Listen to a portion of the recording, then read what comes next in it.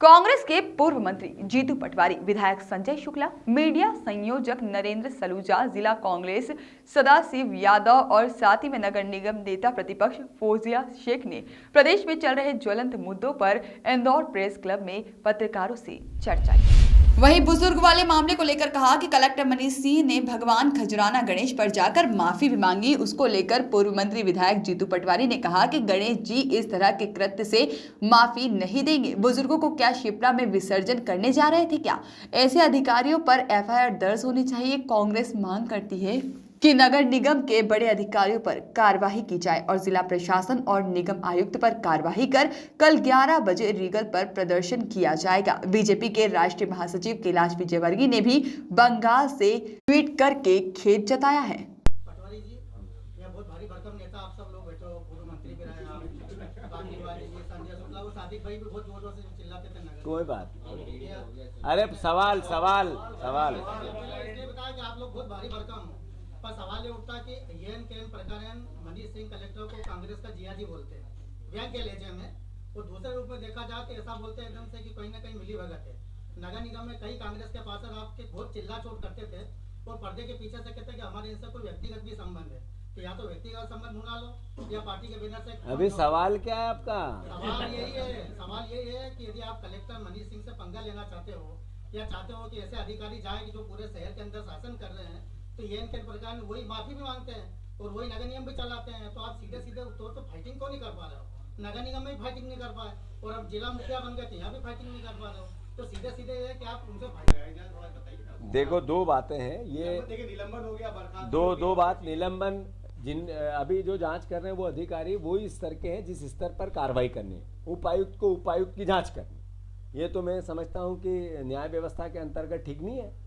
तो मैं मानता हूं उसको मुख्यमंत्री ने संज्ञान में लेके पूर्णतः अपनी जवाबदेही समझनी चाहिए और इंदौर शहर का जो कलंकित चेहरा हुआ, जितना नाम कमाया हमने सफाई से, स्वच्छ इंदौर से, उतना ही नाम मुंह काला किया हमारी इस घटना से। क्या कोई तो इंडिपेंडेंट कमेटी जांच करे, ये आप चाहते हैं? बिल्कुल करनी चाहिए। मुख्यमंत्री को निर्णय लेना चाहिए, विधायकों को कमेटी बनाना चाहिए, विधायक कमेटी बना के दोषियों पर कार्रवाई कैसे उस पर काम करना चाहिए। उससे पहले इनको निलंबन करना चाहिए, निगम आयुक्त और कलेक्टर की जवाबदेही बनानी चाहिए।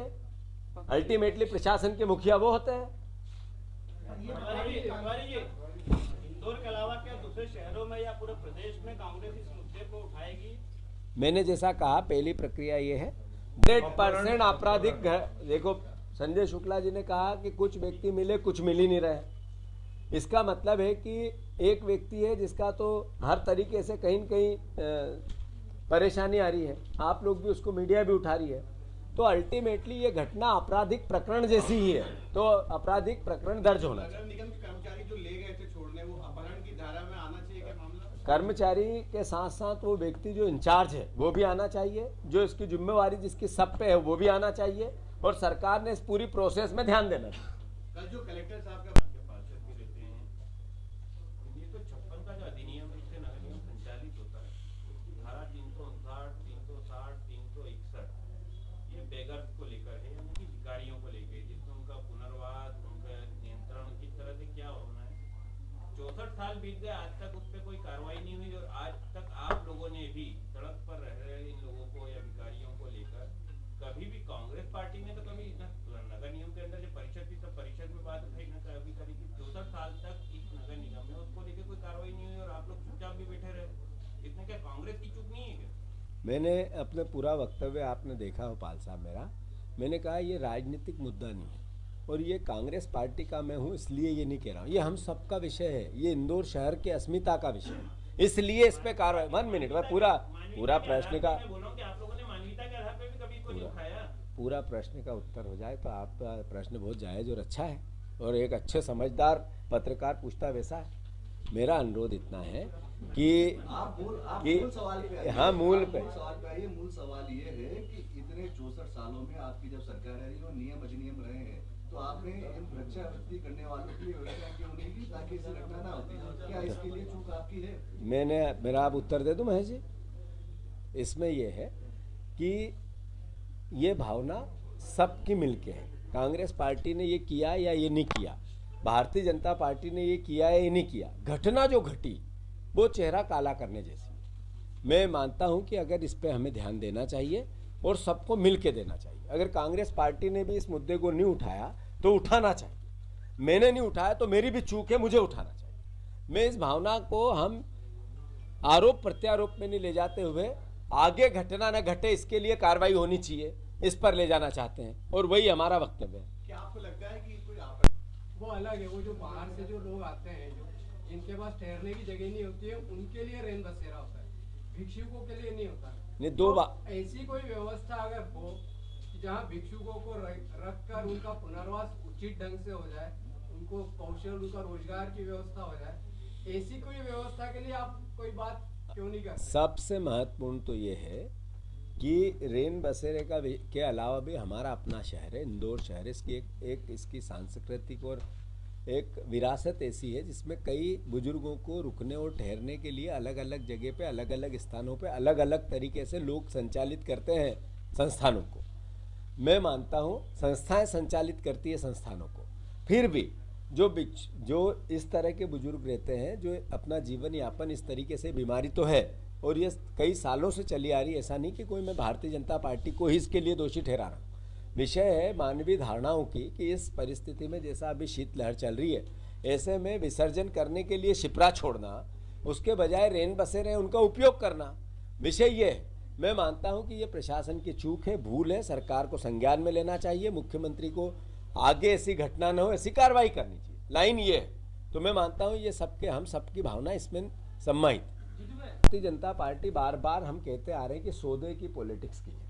कमलनाथ जी ने कहा कि मैं सौदा नहीं कर पाया, इनने सौदा कर लिया। अभी सिंधिया जी कितनी भी नाक रगड़े इस बात की कि अब मैं जो कुछ भी हूँ भारतीय जनता पार्टी का हूँ, मैं भारतीय जनता पार्टी जैसा मैं कहना नहीं चाहिए, हर माँ होती है, सौतेली माँ के बेटे का दूसरी माँ, सौतेली माँ दूसरी बेटे से व्यवहार करती, वैसा व्यवहार सिंधिया जी के साथ होता है। ऐसी भाषा से मैं नहीं बोल रहा हूँ ना, मेरा आरोप है।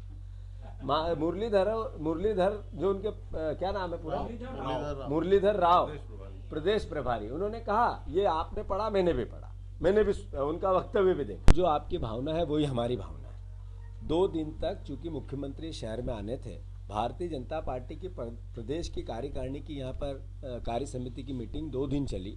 ये आशा थी हमें, जैसा नरेंद्र सलूजा जी ने कहा कि एक निगम आयुक्त को कचरे के पार्ट पे ग्वालियर के निलंबित किया जाता है, एक तहसीलदार को कल ही नरोत्तम मिश्रा ने होने के बाद 3 बार आवाज दी नहीं था तो निलंबन कर दिया, गोपाल भार्गव को रिसीव नहीं किया उस तरीके से जो प्रोसेस दिखा।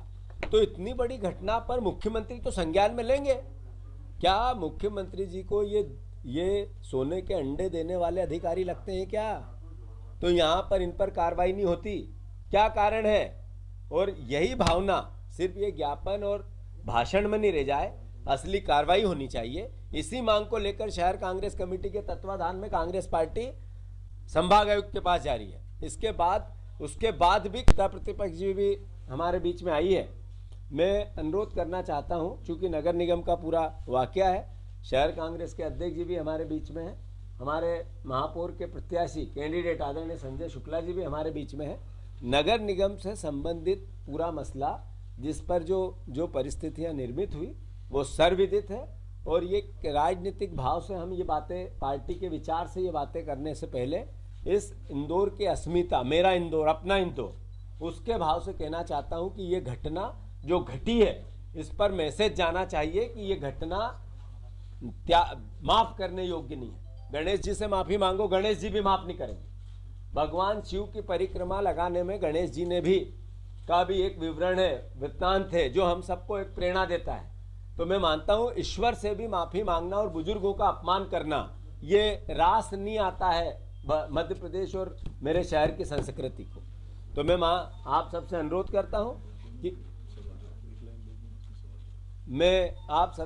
करता हूं कि पूरी परिस्थिति में कांग्रेस पार्टी उन बुजुर्गों के साथ जो कृत्य हुआ उसके खिलाफ कल संभाग आयुक्त के सामने अपना प्रदर्शन करेगी। कि बजट के अंदर उन्होंने कहा इनकम क्या है, बजट में पैसा कहां से आएगा, तो उन्होंने कहा कि 1,75,000 करोड़ विनिवेश के माध्यम से आएगा। मतलब जो संस्थान है, सरकारी उपक्रम है, पहले बेच दिए 7 लाख करोड़ रुपए के, अब 1,75,000 करोड़ रुपए के और बेचेंगे और उसमें LIC में पब्लिक सेक्टर में शेयर निकालेंगे। LIC जिसमें सबसे ज्यादा भरोसा था इस देश के परिवारजनों का, नौकरी पेशा लोगों का। अब LIC बेचने की तैयारी। देश नहीं बिकने दूंगा, देश नहीं झुकने दूंगा।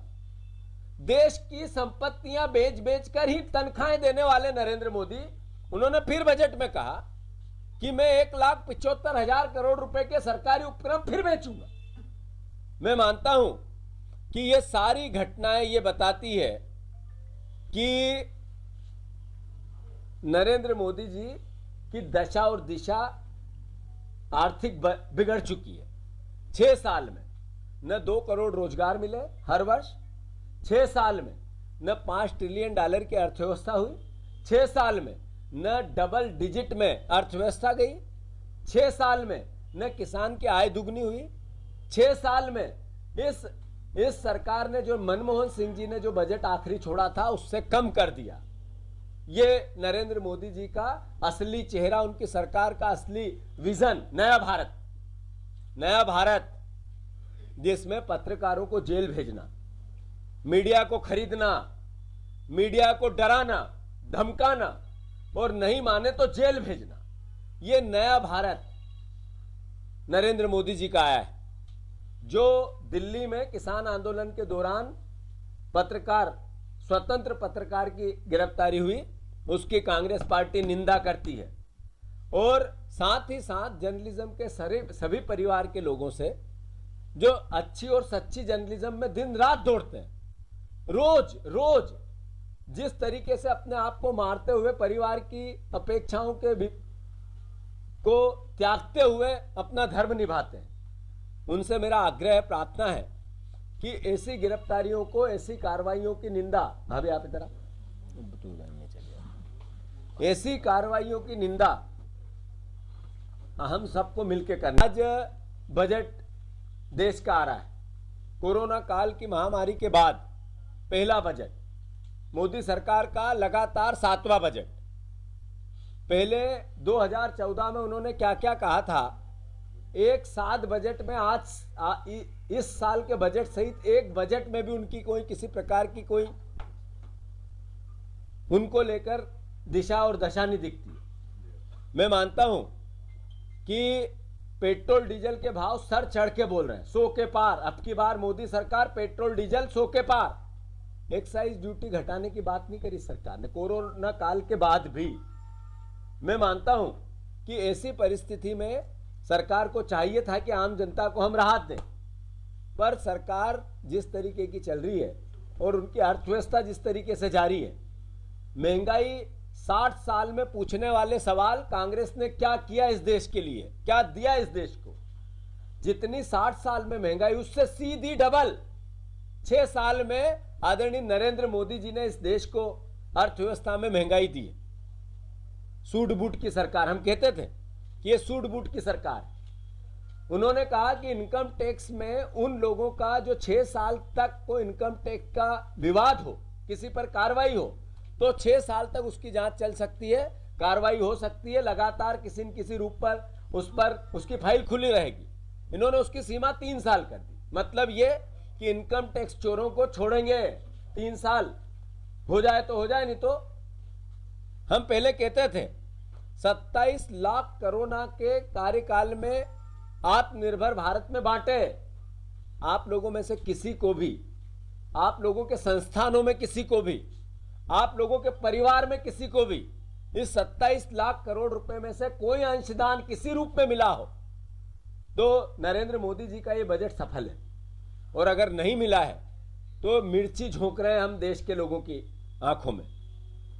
आप देखो, बंगाल में 25,000 करोड़ की नई सड़कें, कैसी सड़कें, जैसे बिहार में 50,000 दूनी दूं, 60,000 दूनी दूं, 80 लाख करोड़ दूनी दूं, कितना था वो बोली लगा रहे थे नरेंद्र मोदी।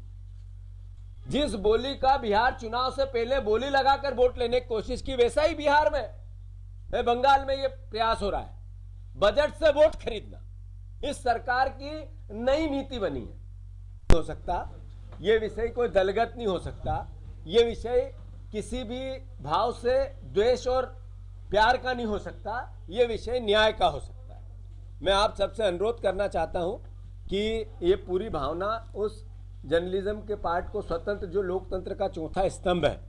कई बार प्रश्न खड़े होते हैं कि कांग्रेस पार्टी चूंकि विपक्ष में है, जैसा धर्म निभाना चाहिए उसमें कमी है, होती है। मीडिया हमेशा, जर्नलिज्म हमेशा विपक्ष को ताकत देता है, तब विपक्ष का रोल ताकत से दिखता है। जब जब विपक्ष अपना धर्म निभाने की कोशिश करता है और उसको मीडिया की ताकत मिलती है, जर्नलिज्म की ताकत, तो वो मुखरता से दिखता है। मैं मानता हूं कि हम लोगों को विपक्ष का होने के नाते और मुखर होने की आवश्यकता है, जमीन पे लड़ने की आवश्यकता है, हर मुद्दे पे बात करने की आवश्यकता है। वैसे ही आशा करता हूं कि हमारे जर्नलिस्ट भाई तो हमारा ध्यान देते ही हैं, पर और लोकतंत्र का चौथा कांग्रेस या आम जन का विषय नहीं हो सकता, इंदौर की अस्मिता का विषय है। मैं मानता हूं इस पूरे परिप्रेक्ष्य में भारतीय जनता पार्टी, मुख्यमंत्री, उनकी सरकार दोषी है और मांग करते हैं, कांग्रेस पार्टी मांग करती कि इसमें कर्मचारियों पर कार्रवाई करने से नहीं होगा। नगर निगम का मुखिया, जिले का मुखिया, इनको इस पर जवाबदेही लेनी पड़ेगी और सरकार ने उन पर कार्रवाई करनी पड़ेगी। लीपापोती नहीं चलनी चाहिए, ऐसी घटना फिर न घटे। इसके लिए सीधा मैसेज क्या, ये प्रदेश की सरकार को बताना चाहिए। कैलाश विजयवर्गीय जी ने वहां से ट्वीट किया, सारे नेताओं ने अलग अलग अपनी बातें कही। मध्य प्रदेश के अखबार, पूरे बड़े बड़े मीडिया हाउस, जिन्होंने अपनी धर्म को इस तरीके से निभाया कि सरकार जागे, फ्रंट पेज पे आधा आधा पन्ना दिया, 3 दिन लगातार चल रहा है, पर सरकार के कानों में जूं नहीं रेंग रही है। इसकी कांग्रेस पार्टी निंदा करती है और मांग करती है कि जितनी जल्दी हो निगम आयुक्त के खिलाफ कार्रवाई होनी चाहिए, जितनी जल्दी हो इंदौर जिला कलेक्टर के खिलाफ कार्रवाई होनी चाहिए। अगर ऐसा नहीं होता है तो कांग्रेस पार्टी कल 11 बजे, 10:30 11 बजे संभाग आयुक्त पर इनके निलंबन की मांग करेगी।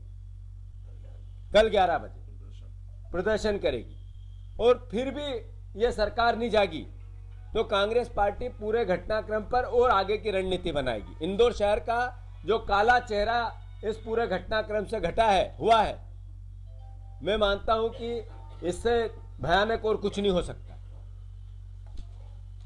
दूसरी बात, आप उनको महापौर का प्रत्याशी बना रहे हो आप, हाँ। तो ये कांग्रेस की टांग खींचने वाली संस्कृति है कांग्रेस की, तो कैसे जीत जाएंगे ये थोड़ा सा बता दो मेरे को। भाजपा के ऐसे आदमी को प्रत्यक्ष बनाएगी जो पूरे शहर से जीता है, सभी विधानसभा से जीता है, उसको बनाएगी, सांसद को लड़ाएगी, मतलब जी। ऐसा है, दो बातें कि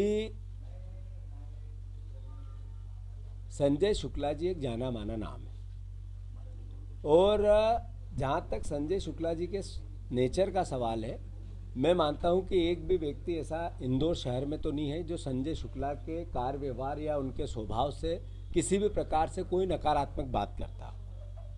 मेरा मानना है कि इंदौर की 3 बार 1 नंबर हारी हुई सीट जो संजय शुक्ला जी ने इतने बड़े बहुमत से जीती, अच्छे बहुमत से जीती, ये अपने आप में घोतक है इस बात का कि वो अच्छे नेता है।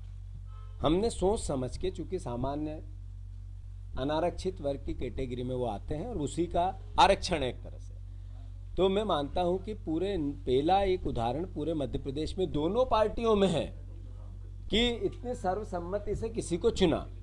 तो मैं मानता हूं, आपसे आशा है, मुझे जर्नलिज्म से आशा, एक बार बदलाव होना चाहिए इंदौर शहर। आप लोग सहयोग करें, हम अलग एक इंदौर 40 साल 20 साल आने वाली पीढ़ी का इंदौर कैसा उसका रोड मैप बनाना चाहते हैं और उसका काम करना चाहते हैं। 100% आप लोगों का सहयोग, जनता का आशीर्वाद से 1 लाख वोट से ज्यादा से संजय शुक्ला जीतेंगे और कांग्रेस इस बार कांग्रेस का साथ देगी, न कि टांग खींचेगी। मालिनी वोट 2,35,000 से जीते, कृष्ण मुरारी मोगे 11,000 से जीते। आपने प्रत्याशी घोषित कर दिया क्या संजय शुक्ला को? हाँ, लगभग कर दिया। तो ये कितने से जीतेंगे, ये कोई उम्मीद है कि हारेंगे? ऐसा है कि पिछले 4 बार के चुनाव का अगर हम समीकरण को देखें तो पिछला जो चुनाव गया उसको छोड़ दें तो हमारी चुनाव की जो रणनीति है वो 20-25 हज़ार के आसपास रही है।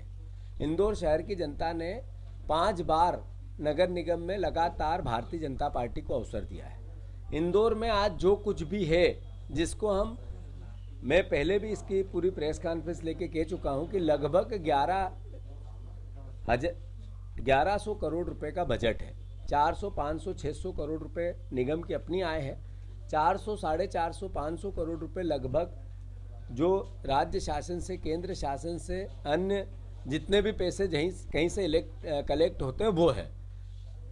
हमारा जो 56% से 60% बजट हमारी तनख्वाहों में और हमारी व्यवस्थापन में चला जाता है। जो विकास के लिए नगर निगम का बजट बचता है लगभग 400 करोड़, जिसमें से 30 से 35%, 40% करप्शन है।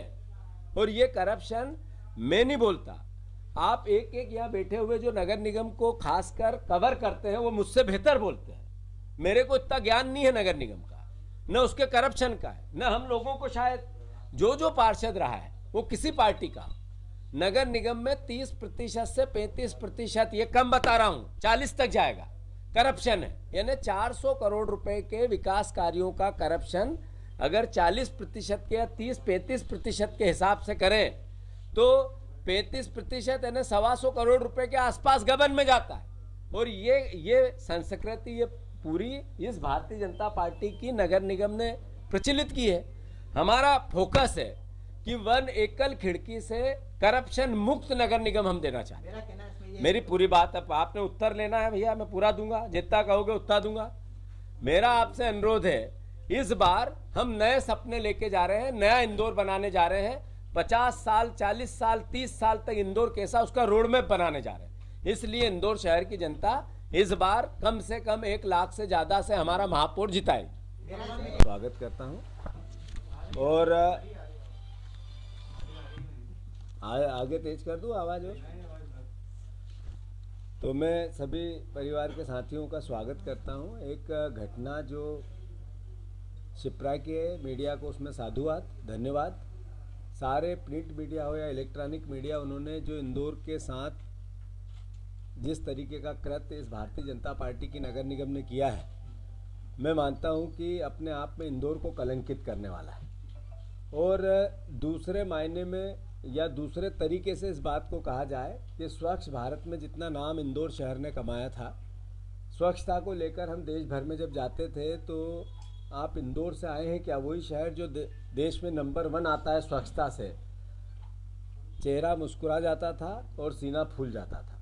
ऐसी परिस्थिति में जो घटना घटी, जो कृत्य हुआ, और कृत्य होने के बाद जो जिस प्रकार से देश भर में इसकी एक तरह से सूचना पहुंची, उतना ही शर्मसार हम हो गए। मैं मानता हूं कि ये भारतीय जनता पार्टी ने इस शहर को कलंकित किया है, इस नगर निगम ने शहर को इस पूरे परिप्रेक्ष्य में कलंकित किया है। ये अनहोनी सी घटना नहीं है, अपने आप हुई घटना भी नहीं, गलती से घटती हुई घटना भी नहीं। भारतीय जनता पार्टी का जो सोच है, जो विचार है, वो इस तरह का ही है। देखो आप कि इन्होंने पहले राजनीतिक परिदृश्य से अगर हम बात करें तो दिल्ली से लेके भोपाल तक और भोपाल से लेके इंदौर तक, पहले लाल कृष्ण आडवाणी जी को, मुरली मनोहर जोशी जी को, कई लोगों को मार्गदर्शक मंडल में डाला है। भोपाल में बाबूलाल गौर तो इस दहशत से ही चले गए, उनको मार्गदर्शक मंडल में डाला था। भोपाल से सुमित्रा महाजन, हमारे अपने शहर की सांसद, जिनको अभी अभी इतना बड़ा सम्मान इंदौर के गौरव के साथ मिला, उनके साथ कैसा व्यवहार रहा इस भारतीय जनता पार्टी। बुजुर्गों का सत्यनारायण सत्तन कई बार मुंह से बोल चुके हैं, इसी शहर के नेता भारतीय जनता पार्टी को अपने खून से सिंचा है उन्होंने। उस दौर में जब बहुत कम और छोटे कार्यकर्ता रहते थे, तब वो काम करने वाले लोगों में से एक थे। वो अपने वक्तव्य बार बार देते रहते हैं। वो मैं नहीं मानता, भंवर सिंह शेखावत साहब, उनकी भी उम्र 70 के पार है, उन्होंने भी कई बार अपने उद्गार उजागर किए हैं। ये एहसास कराता है कि ये भारतीय जनता पार्टी मतलब परस्त पार्टी है। वही व्यवहार उनके कार्यकाल में भारतीय जनता पार्टी का शिप्रा के कार्यकाल में शिप्रा का घटनाक्रम है। घटना घट गई, उसके बाद जो भारतीय जनता पार्टी के मुख्यमंत्री हमारे प्रदेश के का वक्तव्य, जैसे ही पत्रकार ने, आप लोगों ने पूछा, तो उन्होंने कहा हाथ जोड़ के माफ करो मुझे, वीडी शर्मा ने कहा अध्याय समाप्त हो गया है। कलेक्टर इस शहर के गणेश जी से माफी मांगते हैं। बुजुर्गों का शिप्रा में क्या विसर्जन करने के लिए ले गए थे?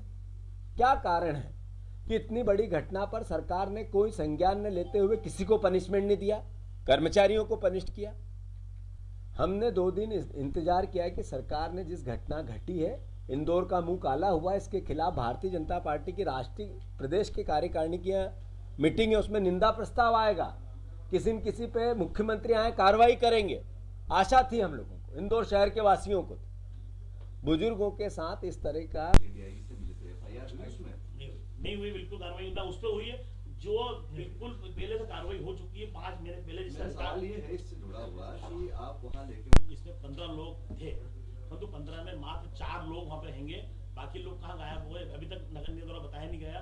उसके अंदर एक जो 5 महीने पहले पवार मेरी विधानसभा में रहते हैं, वो बच्चा आदमी 5 महीने पहले गायब हुआ, थाने में रिपोर्ट भी है, परंतु वो इस वीडियो रिकॉर्डिंग के अंदर मिल रहा है, हर फ्रेंड फोटो में उसका नाम भी है, सब कुछ है, परंतु अभी 3 दिन हो गए लगातार मैं लोगों अधिकारियों से बात कर रहा हूँ, उसका पता नहीं मिल रहा है। और इन लोगों को पूछा तो बोल रहा हमने कहीं छोड़ दिया उसको, मतलब वो अभी भी कहीं हो सकता है कि इनने कहाँ छोड़ा हो, 10 लोगों को अभी तक नहीं मालूम पड़ रहा है। और एक इसका मैं प्रूफ है, आपके मीडिया में भी है, प्रिंट मीडिया में सब में है, परंतु उसका पता आता नहीं मिल रहा। अधिकारियों से लगातार मैं बात कर रहा हूँ, उसका कोई जवाब नहीं दे रहा है।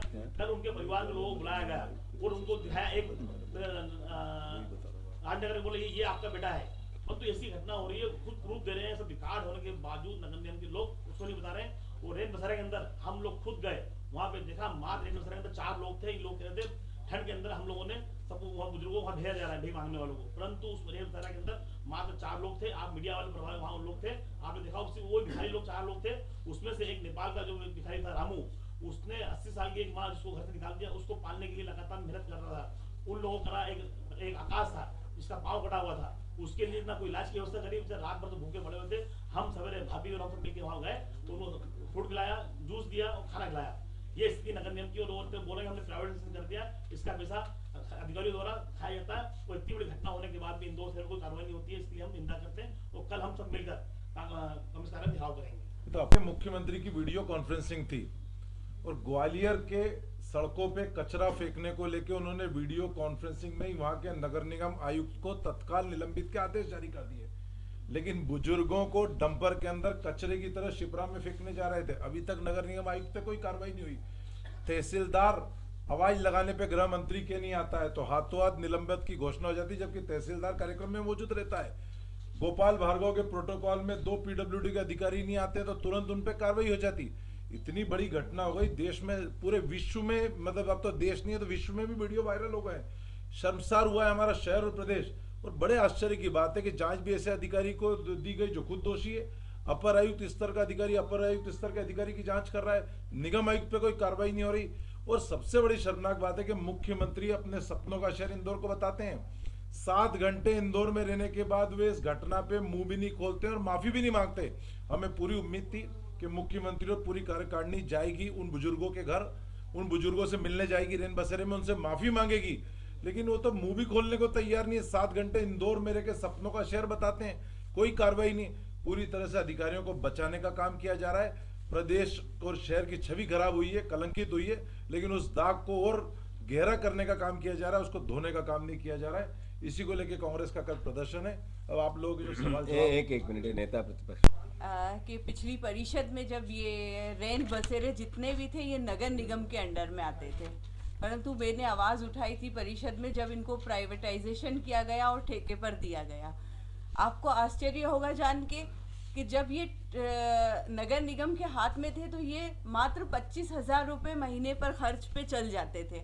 आज हमने उसको ठेके पे नगर निगम ने दे दिए, 55,000 रुपये एक रेन बसेरे के आ रहे हैं, जबकि उसमें 3 कर्मचारी रखना चाहिए 3 शिफ्ट में, और आज ये हाल है। और जब नगर निगम के पास था, जब 3 कर्मचारी भी होते थे और व्यवस्थित चलता था, परंतु आज ठेकेदार का उस पर पूरा कब्जा है। उसने सिर्फ 1 कर्मचारी रखा हुआ है, किसी को वहाँ पर एंट्री नहीं होती है, कोई व्यवस्थाएं देखता नहीं है, ताला लगा हुआ होता है।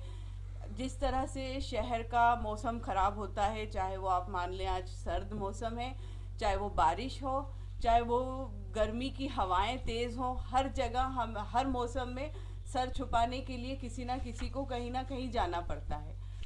वहाँ लोग जाते हैं पर उनको ताला मिलता है। आज की स्थिति ये है। ये लोग भी कई बार गए वहाँ पर, क्योंकि ये जो बुज़ुर्ग हैं ये हमारे ही आते जाते रास्ते में पड़ते थे। हमने भी इनको शिफ्ट कराने की कोशिश की, वो शिफ्ट भी हुए, पर शिफ्ट होने के बाद जो उनका व्यवहार था वहाँ से वो ठीक नहीं होने के बाद वो लोग बुज़ुर्ग वहाँ से उठ के आ जाते हैं। क्यों आ जाते हैं? क्योंकि ना वहाँ पर खाने की व्यवस्था होती, ना पानी की व्यवस्था होती है। एक कमरे में इंसान जब ही रह सकता है या एक जगह जब ही रह सकता है जब वहाँ पर व्यवस्थित हमारी सुविधाएं हो, पर वहाँ पर वो सुविधाएं किसी को नहीं मिलती। इसलिए इन गरीबों को सड़क के कोने पर या तो बरसाती लगाना होती है या कुछ इस तरीके का करना होता है। आश्चर्य की बात यह है कि जैसे भाई साहब ने बताया अभी कि छोटी छोटी गलतियों पे, जो गलती ना होने के बाद भी अधिकारियों पे बड़ी से बड़ी कार्रवाई हो जाती है। आज आत्मा हिलाने वाली जो हमारे शहर में घटना घट चुकी है, उसके बाद भी किसी की आत्मा नहीं हिली जो सत्ता पक्ष में बैठे हैं। आप लोगों से मैं निवेदन करूंगी कि जिस तरह से ये आवाज़ आगे बढ़ाई जा रही है, तो आप जो दोषी हैं उनके नाम सामने लाकर भी आवाज़ हमारे साथ बुलंद रखें, जिससे कि इस पर कार्रवाई हो और आगे इस तरह की कभी भी बद अखलाकी हम कहेंगे या बदतमीज़ी या जो बुज़ुर्ग हैं, जो विकलांग हैं, जो बेघर हैं, जिन्हें दो रोटी हम और आप जैसे लोग आते जाते दे देते हैं, उनके लिए अगर वीरान जंगल और सड़क अगर हम उनका घर और छोड़कर आने की नौबत आएगी तो आगे जाके इस शहर को और कलंकित किया जाएगा। तो आप लोग इस मुहिम में हमारे साथ जुड़कर हमारी आवाज़ उठाएं। शुक्रिया, धन्यवाद। Bureau report, voice of rights.